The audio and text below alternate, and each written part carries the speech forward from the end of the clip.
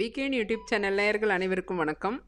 நம்ம வந்து ஏதாவது ஹெல்த்தியான ஃபுட்டாக கொடுக்கணும் அப்படின்னு நினைக்கிறப்ப, நம்ம ஏதாவது ரெடிமேடாக நம்ம ஏதாவது ப்ரிப்பேர் பண்ணி வச்சுருந்தோம்னா தான், நம்ம அதை வந்து சமாளிக்க முடியும்.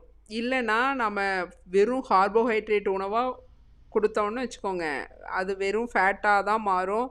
உடம்புக்கு தேவையான சத்துக்களே கிடைக்காது. அதுக்கு நம்ம வீட்டில் வந்து ஏதாவது பொடி ஐட்டங்கள் இதெல்லாம் வந்து சேர்த்து வச்சுக்கணும். அதாவது செஞ்சு ரெடி பண்ணி வச்சுக்கணும்.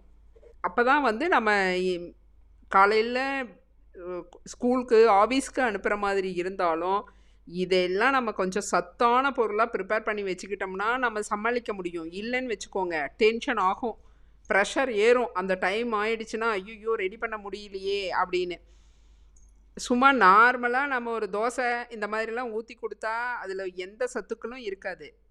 அதை வந்து நம்ம சமாளிக்கிறதுக்கு வந்து அதோட நல்ல அயன் கண்டென்ட் உள்ளதாக கொடுத்தோம்னா தான் அவங்க ஹெல்த்தியாக போய் அங்கே ஆஃபீஸ்லேயும் சரி ஸ்கூல்லேயும் சரி குழந்தைங்க நல்லா பேலன்ஸ் பண்ணி அதை லெசன் பண்ண முடியும். இல்லைன்னா தூக்கம்தான் வரும். அதையெல்லாம் சமாளிக்கிறதுக்கு தான் நாம் வீட்டில் வந்து நல்ல சத்தான பொடிகள்லாம் செஞ்சு வச்சுக்கணும்.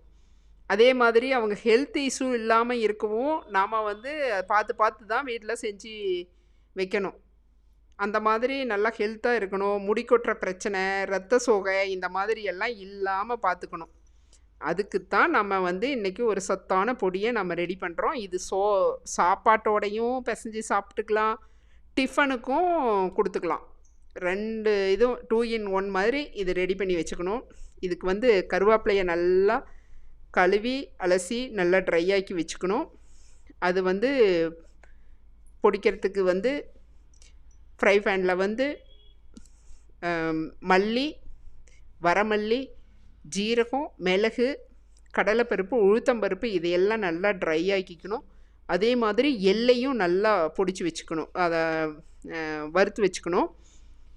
அப்புறம் இது எல்லாம் போட்டு ஃபேனில் போட்டு இந்த மிக்ஸி ஜாரில் போட்டு நல்லா பொடிச்சுக்கணும். லாஸ்ட்டாக எள்ளையும் சேர்த்து ஒரு ஓட்டு பல்ஸில் விட்டோம்னா சரியாக போயிடும். அவ்வளோதான், பொடி கருவேப்பிலை பொடி ரெடி ஆயிடுச்சு. நல்லா சத்துக்கள் நிறைந்த பொடி.